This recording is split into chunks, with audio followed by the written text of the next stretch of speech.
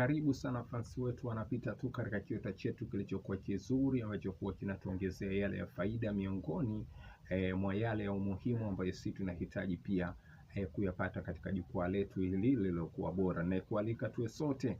Mimi naitwa Anko wote dunia nzima, niite Anko Amiri, niite Ankole.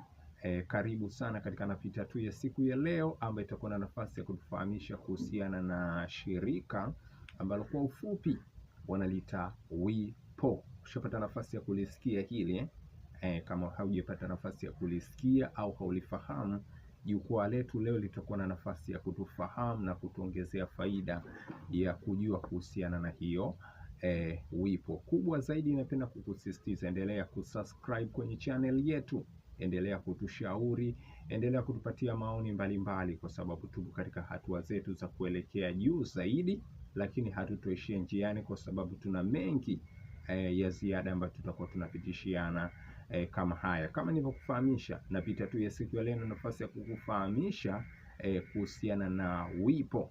WIPO ni shirika linaloitwa kwa urefu zaidi The World Intellectual Property Organization. Yani hili ni shirika la haki miliki duniani. Kama ulikuwa unajua kuhusiana na haki miliki katika nchi yetu ya Tanzania, lakini jua pia haki miliki duniani zinamilikiwa na WIPO, yani The World Intellectual Property Organization. Kama ulikuwa ufahamu, fahamu cha kwanza, hicho ndio kinachobeba kichwa cha habari.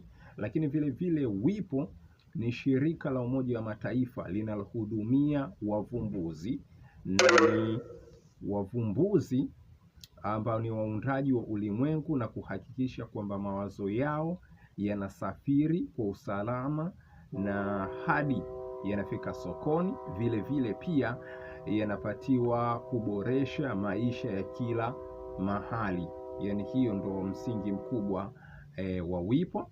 Lakini WIPO makao makuu yake yapo Geneva, Uswisi, na iliundwa mnamo Julai 14 ya mwaka 1967, ambapo mwanzoni kabisa kulikuwa na shirikisho chama kingine ambacho kilikuwa kinaitwa BRPI, ndio ilianza hiyo, baadaye ikaja WIPO. Kwa leo tu kupitia napita tu ya Anko Amiri, Anko wote dunia nzima, Ankole vizika na hilo hapo tu kuhusiana na WIPO, yani The World Intellectual Property Organization, shirika la haki miliki duniani. Kama umekuwa unazisikia kuhusiana na haki miliki na zimekuwa zinasisitizwa kila sehemu, lakini duniani haki miliki zote zinasimamiwa chini ya shirika la haki miliki duniani, lite kwa ufupi tu WIPO. La ziada sina. Asante kwa kupita nasi, asante kwa kuwa nasi kwenye